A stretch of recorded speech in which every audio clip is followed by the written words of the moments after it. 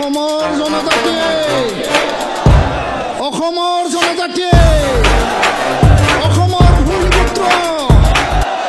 অসমৰ ভূমিপুত্ৰ আজিৰ এই চিচিটোৱাৰ দ্বাৰা আয়োজিত বিশাল গণসমাৱেশত এই সভাখন চলাই নিয়া আমাৰ সদৌ অসম ট্ৰাইবেল সংঘৰ সন্মানীয় সভাপতি সুকুমাৰ বসুমতাৰী ডাঙৰীয়া, চিচিটোৱাৰ মুখ্য সমন্বয়ক ট্ৰাইবেল সংঘৰ সাধাৰণ সম্পাদক আদিত্য খাখলাৰী ডাঙৰীয়া, ইয়াত উপস্থিত আমাৰ মুখ্য অতিথি ৰাভা আছাম অটোনমাছ কাউন্সিলৰ সন্মানীয় CEM টংকেশ্বৰ ৰাভা ডাঙৰীয়া, সকলো চিচিটোৱা মেম্বাৰ অৰ্গেনাইজেশ্যনৰ নেতৃবৃন্দ, ইচ্ছা লগতে বড়ো সাহিত্য সভা, মিচিং সাহিত্য সভা, কাৰ্বি সাহিত্য সভা, আন সাহিত্য সভাৰ জ্যেষ্ঠ আৰু বৰ্তমানৰ প্ৰতিনিধিসকল আৰু সকলো জনজাতি ৰাইজৰ অসমৰ বিভিন্ন প্ৰান্তৰ পৰা, বিভিন্ন কাউন্সিল, অটোনমাছ কাউন্সিল, শিক্ষিত দলৰ পৰা, বিভিন্ন চুকে কোণেৰ পৰা আহিব পৰা জনজাতি সংগ্ৰামী ৰাইজ সকলোকে নমস্কাৰ, খুলুমবাই।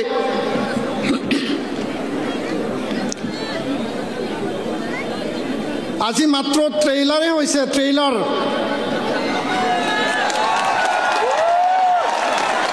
আমাৰ জুবিন দাৰ সমাধি ক্ষেত্ৰ ওচৰতে আছে। জুবিন দাৰ চিনেমা আহিছিল ৰৈ ৰৈ বিনালে, তাৰ আগত ট্ৰেইলাৰ আহিছিল। আৰু জনজাতিসকলৰ ঐক্যতা, অধিকাৰ সুৰক্ষিত স্বাৰ্থত এইটো ট্ৰেইলাৰ হয়। 25 নৱেম্বৰত চাব। অসম চৰকাৰে যদি বৰ্তমানৰ জনজাতিক অধিকাৰক ধ্বংস কৰি পেলাই যদি ৰিকমেণ্ডেশ্যন দিয়ে আৰু ভাৰত চৰকাৰে বৰ্তমানত 14টা জনজাতিক নস্যাৎ কৰি পেলাই 45 লাখ জনজাতিক ধ্বংস কৰি 1.5 কোটি মানুহ যদি ওপৰত জাপি দিয়ে, বৰ্তমানৰ জনজাতি কেতিয়াও বহি নাথাকে। আৰু ইয়াৰ প্ৰমাণ আমাক ল'ব নালাগে। অসম চৰকাৰে ভাৰত চৰকাৰক মই কৈছোঁ, চিচিটোৱাৰ হৈ, কাৰণ আমি সংগ্ৰামী হৈ ত্যাগ স্বীকাৰ কৰিব আমি পাৰোঁ। আৰু ত্যাগ, সেই ছেক্ৰিফাইচ আমি কৰি আহিছোঁ। নিজ নিজ জাতি জনগোষ্ঠী সংগ্ৰামৰ মাজেৰে অসমৰ জনজাতিসকলৰ ভৱিষ্যত আৰু সুৰক্ষিত ভৱিষ্যতৰ কাৰণে যি ধৰণে ৰূপনাথ ব্ৰহ্ম, বডোফা উপেন্দ্ৰনাথ ব্ৰহ্ম আৰু যি ধৰণে কাৰ্কচন্দ্ৰ দলে, যি ধৰণে যাদৱ চন্দ্ৰ খাখলাৰী, এইসকল মহান নেতা, ভীমবৰ দেউৰী ডাঙৰীয়াই আৰু বহুতো নেতা আছে, সেই নেতাসকলে আমাৰ সুৰক্ষিত ভৱিষ্যতৰ কাৰণে ট্ৰাইবেল লীগ জন্ম দি পেলাই জনজাতি বেষ্টনী আবেষ্টনীৰ লগতে জনজাতিসকলৰ সুৰক্ষিত ভৱিষ্যত, এই জনজাতিসকল সহজ সৰল, সজা চিধা সাধাৰণ, এই কথাটো চিন্তা কৰিয়েই B.R. আম্বেদকাৰ ডাঙৰীয়া, যি B.R. আম্বেদকাৰ, ভীমৰাও আম্বেদকাৰে সংবিধান প্ৰণেতা, সংবিধান ৰচনা কৰিছিল। আৰু ভাৰতত থকা জনজাতিসকলক সুৰক্ষাৰ স্বাৰ্থত যিহেতু উচ্চ শ্ৰেণী, যিসকলে উন্নত জাতি জনগোষ্ঠী, যিসকল লাৰ্জাৰ পপুলেশ্যনৰ জনসংখ্যা দিশত বেছি থকা এই জনগোষ্ঠীৰ, তেওঁলোকে যে জনজাতিসকলক শোষণ কৰিব, বঞ্চনা কৰিব, আমাৰ অধিকাৰক ধ্বংস কৰিব, এই যে এক্সপ্লইটেশ্যন, ছাপ্ৰেশ্যন অপাৰেশ্যনৰ পৰা প্ৰটেকশ্যন দিবৰ কাৰণে, ছেফগাৰ্ড দিবৰ কাৰণে, ৰক্ষণাবেক্ষণ দিবৰ কাৰণে আৰু আত্মমৰ্যাদাৰে অধিকাৰৰ লগত জীয়াই থাকিবৰ কাৰণে সংবিধান প্ৰণেতা B.R. আম্বেদকাৰে আমাক এই সুবিধা, এই অধিকাৰ দি থৈ গৈছে। আৰু আপোনালোকে জানে, জনজাতি জন্ম হৈ পেলাই প্ৰমাণ পত্ৰ নহয়, নাপায়। জন্ম হোৱা আগতে জনজাতি হ'ব লাগিব, তাৰ পিছতে জনজাতি হৈ জন্ম হ'ব। কাৰণ এইটো আমাক প্ৰকৃতিয়ে দিছে যিসকলক ব্ৰিটিছৰ শাসন আছিল যি সময়ত ভাৰত মহাত্মা গান্ধীৰ আন্দোলনৰ যোগেদি ভাৰত স্বাধীনতা লাভ কৰিলে তাৰ পিছত আমাক অধিকাৰ দিলে এই অধিকাৰৰ আগতে আমি অসমৰ ভূমিপুত্ৰ এই জংগল আমি কাটিছো জংগল ৰক্ষণাবেক্ষণ কৰিছো আৰু এই অসমখনৰ ভূখণ্ডক আমি সুন্দৰকৈ সজাই পেলাই ভৱিষ্যতৰ কাৰণে এই ভূখণ্ডখন আমি ৰক্ষণাবেক্ষণ কৰি আহিছো আৰু প্ৰকৃতিয়ে আমাক জনজাতিৰ স্বীকৃতি তাহানি দিছে হাজাৰ হাজাৰ লাখ বছৰৰ আগতে আৰু ইয়াৰ পিছতে ভাৰতৰ সংবিধানে আমাক এই স্বীকৃতি প্ৰদান কৰিছে মই ইয়াৰ কাৰণে ক'ব বিচাৰোঁ যে ৰাজনৈতিক স্বাৰ্থত ৰাজনৈতিক লাভালাভৰ স্বাৰ্থত 2014-16 হওক 2019-ত কা আন্দোলন প্ৰতিহত কৰাৰ স্বাৰ্থত 2025-ত 2026-ত বিধানসভা নিৰ্বাচনক লৈ যদি এই কথা চিন্তা কৰিছে এই কথা আমাৰ কাৰণে ভাল নহ'ব ইয়াৰ কাৰণে এই মঞ্চৰ পৰা ভাৰত চৰকাৰ অসম চৰকাৰক আমি আহ্বান জনাইছোঁ ভাৰত চৰকাৰক আহ্বান জনাইছোঁ 2019 চনত ৰাজ্যসভাত যি বিল তেওঁলোকে টেবল কৰিছে ৰাজ্যসভাত যি বিল আনিছে সেই বিল কোনো কাৰণত যাহাতে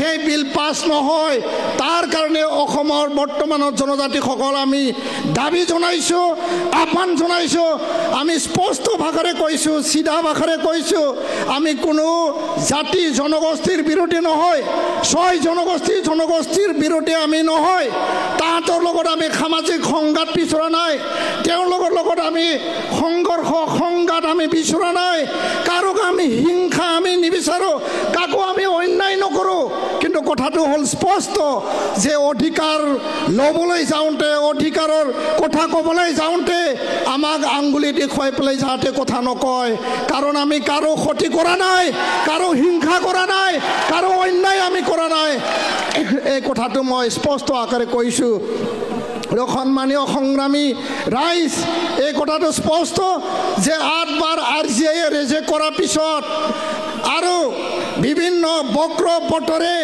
আজি তেওঁলোকক জনজাতি কৰিব বিচাৰিছে এই কথাই আমাক মনত দুখ দিছে আমাৰ অসমখনত এখন চৰকাৰ আছে যি চৰকাৰে নহওক আৰু যোৱাটো সময়ত আমি দেখিবলৈ পাইছোঁ অসমৰ সকলো ৰাজনৈতিক দল অসমৰ সকলো জাতীয় দল সংগঠন ছাত্ৰ সংগঠন সকলোৱে জনজাতি হোৱাটো সমৰ্থন কৰিছে তেওঁলোকে বিবেচনা কৰক বৰ্তমানৰ জনজাতিসকলৰ অস্তিত্ব সুৰক্ষিত ভৱিষ্যতৰ কথা আৰু যিসকল ব্যয়বহুল জনগোষ্ঠী যিসকল আগবঢ়া জনগোষ্ঠী তেওঁলোকৰ কথা তেওঁলোকে আগবাঢ়ি গৈছে যিসকলে আমি ভগৱান বুলি কয় আমি স্বৰ্গৰ পৰা অহা বুলি কয় যিসকলৰ আজি তাৰিখত অসমৰ বিভিন্ন মুখ্যমন্ত্ৰী হৈ গ'ল APSC UPSC medical engineering 3rd grade 4th grade যিসকলে কব্জা কৰি ৰাখিছে আৰু বৰ্তমানৰ অট'নমাছ কাউন্সিল এই কাউন্সিলৰ যিখিনি মেম্বাৰ এই কাউন্সিলৰ পঞ্চায়ত সেকশ্যনেল কাউন্সিলৰ VCDC এই কাউন্সিলৰ MCLA আৰু এছেম্বলি পাৰ্লিমেণ্ট যিসকলে দখল কৰি পেলাই আমাক ধ্বংস কৰিব তেনে এটা পৰিৱেশত আমি কোনটো বিনিময়ত কোনটো পৰিৱেশত আমি জীয়াই থাকিম এই কথাটো অসমৰ ৰাইজে বিবেচনা কৰিব লাগে কোনো ট্ৰাইবেল ষ্টেটৰ কনচেপ্ট নাই ভাৰত সংবিধানত কোনো ট্ৰাইবেল ষ্টেট অনুপ্ৰৱেশকাৰী বাংলাদেশী ৰক্ষণাবেক্ষণৰ পৰা তেওঁলোকে বাংলাদেশীৰ পৰা পৰিত্ৰাণ পাবৰ কাৰণে অসমখনৰ সুৰক্ষাৰ স্বাৰ্থত আমাক জনজাতি কৰিব লাগে বুলি এটা ধাৰণা দিছে এই মন্ত্ৰ এই ষড়যন্ত্ৰ ধাৰণাৰ বাদে একো নহয় সুৰক্ষিত যদি ভৱিষ্যত আনিব লাগে সংবিধানত থকা অসমত আইন আছে আইনৰ অধীনত ভাৰতৰ আইন আছে আইনৰ অধীনত আমাক সুৰক্ষিত কৰক আৰু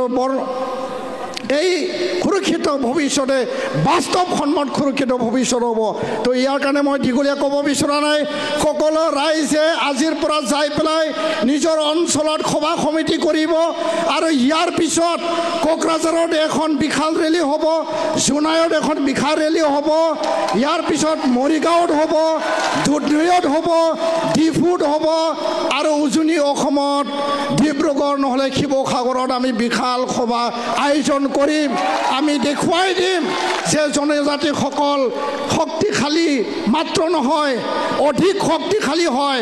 আৰু অসমখনক চাৰিসীমা যদি জনজাতিসকল যদি নাথাকে, এই অসম কেতিয়াও সুৰক্ষিত নহয়। এই কথাটো মই স্পষ্ট আকাৰে ক'ব বিচাৰিছোঁ। আৰু মই শেষ কৰিব বিচাৰিছোঁ যে আমি সকলোৱে নিজে উপলব্ধি কৰিব লাগিব যে আমাৰ অধিকাৰক যদি কোনোবাই ক্ষয় ক্ষতি কৰিব বিচাৰে, ধ্বংস কৰিব বিচাৰে, আমি বহি থকাৰ এইটো সময় নহয়। ইয়াৰ কাৰণে মই সকলো অট'নমাছ কাউন্সিল, সকলো 6 শিডিউল কাউন্সিলক আহ্বান জনাইছোঁ, আজি যি ধৰণে টংকেশ্বৰ ৰাভা ডাঙৰীয়া আহিছে তেনেধৰণে সাহস কৰি পেলাই এই মঞ্চত আহক। আপোনালোকেও জনজাতি হয় আৰু জনজাতিৰ কাৰণেহে এই 6 শিডিউল আৰু এই অট'নমাছ কাউন্সিল দিয়া হৈছে। 22জন MLA অসম বিধানসভাত আছে, 4জন মন্ত্ৰী অসম বিধানসভাত আছে, স্পীকাৰ আছে, ডেপুটি স্পীকাৰ আছে। এই 22জন বিধায়ক MLA অহা 25 নৱেম্বৰত কি ভূমিকা লয়, ৰুলিঙত আছে, অপজিশ্যনত আছে, য'তে নাথাকক কিয় জনজাতি আপোনাৰ জন্মগত অধিকাৰ, তাৰ পিছতে আপুনি বিধায়ক। জনজাতি প্ৰথম, জনগোষ্ঠী প্ৰথম, জনজাতি প্ৰথম, তাৰ পিছতে ৰাজনীতি আৰু বিধায়ক। আৰু ইয়াৰ কাৰণে আদিত্য খাখলাৰীক যিসকলে দাবী ধমকি ভয় ভাবুকি দিছে, ভয় কৰিব লাগিব একো নাই। মই কৈছোঁ আদিত্য দাক যে আপুনি অলপ গালি খোৱাটো ভালে হৈছে। আপুনি অলপ গালি খালে আমাৰ জনজাতিসকল মানে জাগ্ৰত হৈ উঠিব। অলপ গালি খালে জনজাতিসকল খং উঠিব। কিন্তু খঙৰ বিনিময় হিংসা নহয়, খঙৰ বিনিময় কাক বা অন্যায় কৰা নহয়, কিন্তু আমি এক ঐক্য হৈ উঠিব। আৰু আজি আদিত্য খাখলাৰীক গালি পাৰা, গালি দিয়া সময় শেষ হৈ গ'ল। আজিৰ পৰা যদি কোনোবা গালি পাৰে, আমি আদিত্য খাখলাৰীৰ হৈ ট্ৰাইবেল সংঘৰ হৈ সকলোৱে থিয় দিব। এই কথাটো মই কৈছোঁ। তো ইয়াৰ কাৰণে জনজাতি সংগ্ৰামী ৰাইজ, আজিৰ পৰা এই সংগ্ৰাম আৰম্ভ হৈছে, এই ট্ৰেইলাৰ আৰম্ভ হৈছে। আৰু সঠিক আৰু বাস্তৱ আন্দোলন, শান্তিপূৰ্ণ জংগী গণতান্ত্ৰিক আন্দোলন লক্ষ লক্ষ লোক ওলাব। এই কথা এই মঞ্চৰ পৰা ক'লোঁ। ভাৰত চৰকাৰ, অসম চৰকাৰক সকীয়াই দিছোঁ, জনজাতিক ধ্বংস কৰি যিকোনো বিনিময়ত ৰাজনীতিক স্বাৰ্থত যি জনজাতিকৰণ কৰিব ওলাইছে তাৰ